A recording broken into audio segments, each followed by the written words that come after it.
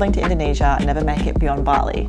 But after spending a few days exploring the island of Sumba, I genuinely think it might be one of the country's most underrated destinations. An island filled with empty beaches, traditional villages, hidden lagoons, and landscapes that still feel completely untouched. But planning a trip to an island that's still pretty underdeveloped can be confusing. I'm Lola, and this is everything you need to know before visiting Sumba. Sumba is only a short 1-hour flight from Bali. We flew into Tambalaka Airport in West Sumba, and one thing I definitely wasn't expecting was just how tiny the airport is. There is only one luggage belt in a very small room, so it gets very crowded. Once your plane lands, you can expect to wait an hour for your bags, then another hour of driving to your accommodation. I definitely recommend arriving early in the day, otherwise you'd almost lose the entire day if you arrive in the afternoon. The first thing we noticed after leaving the airport was how quiet the roads are.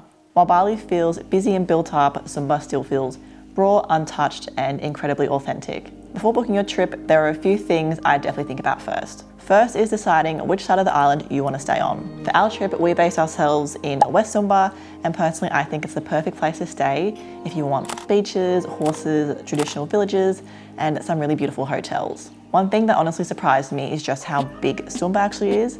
Fun fact, it's actually larger than Bali, which means things are way more spread out than you might expect. There aren't taxis like you'd find in Bali, so you'll either want to hire a scooter if you're comfortable driving, or organise a driver through your hotel before arriving. Personally, we organised everything through our hotel, which made things really easy and meant we could just slow down and enjoy the scenery. For our trip, we stayed at Cap Corosso on the west side of the island. We stayed for 3 nights and treated this trip more as a relaxed getaway, but if you're after more adventure, then I think 4 or 5 nights would be even better.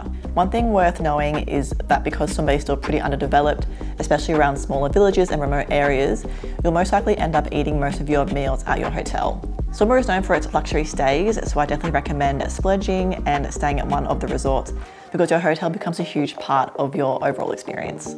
For our first morning in Sumba, we headed out to Ratangaro village, and this was probably one of the moments where Sumba felt the most different to anywhere else we'd travelled in Indonesia. We visited the village as part of a tour with our hotel. If you're comfortable hiring a scooter and driving yourself, you can definitely do that, although you'll need to pay an entry fee to the village and an additional fee if you want to fly your drone. The village is known for its dramatic traditional homes with towering roofs and gives you a glimpse into the island's culture and way of life. Because this is a real local village and not just a tourist attraction, it's important to be respectful while visiting. Take your time, ask before photographing people, and remember that this is still very much somebody's home. You'll find the locals selling sarongs and different homemade crafts. We've heard that sometimes the local kids will come up to you and hang around asking for money, although we didn't experience this personally. The drive out here is pretty bumpy, but is definitely worth adding to your itinerary if you want to experience more than just beaches and resorts while visiting Sumba. One thing you'll quickly notice in Sumba is just how connected the island is to horses. You'll see them roaming beaches, walking through villages, and standing against these huge open landscapes, and it makes the island feel even more surreal. If you're into photography, this is probably one of the things you will love about Sumba. One thing worth knowing though is that if the horses belong to locals rather than a hotel, they may ask for a small donation if you're taking photos with them, so it's always a good idea to carry small amounts of cash. At Cap Corosso, the hotel also offers sunset horse rides and horse swimming experiences, which ended up being one of the highlights of our trip. Whenever we travel, we're always really mindful about animal welfare, so this was something we definitely paid attention to.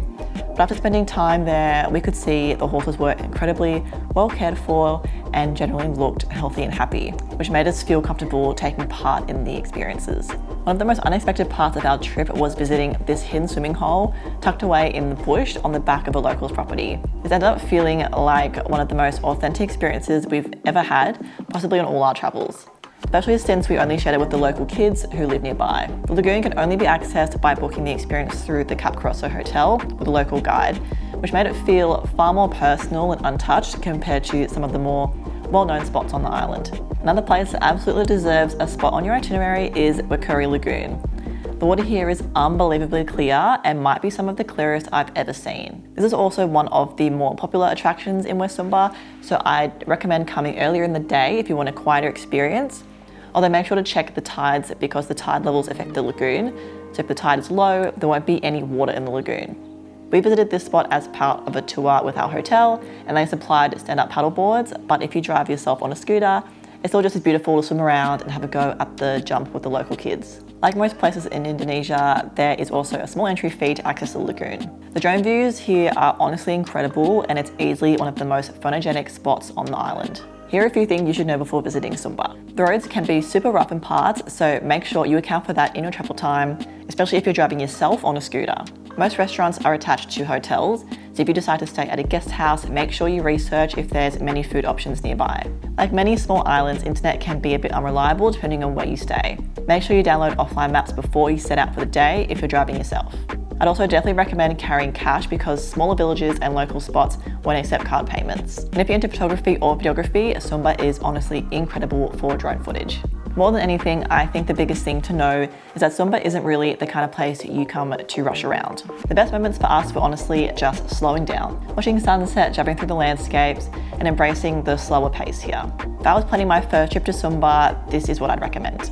Day 1, arrive in Sumba and spend the afternoon settling into your hotel and watching sunset on the beach. Day 2, visit Ratangaro village before finishing the day with their sunset horse ride. Day 3, spend most of your morning at Wikuri Lagoon and either beach hop your way back to your hotel or watch sunset while the horses walk up and down the beach. And on your final day, enjoy your hotel before flying back to Bali.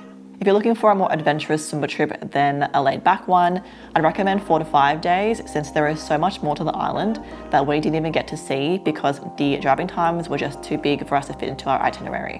One really popular spot is the Waikelo Sawah waterfall, which is a laid waterfall with vibrant pools surrounded by tall palm trees. There's something about Sumba that feels really hard to explain until you experience it for yourself. Maybe it's the empty landscapes, the slower pace of life, or the fact that tourism here still feels relatively untouched. And if you're planning your own trip to Sumba, hopefully this guide helps make the process a little easier.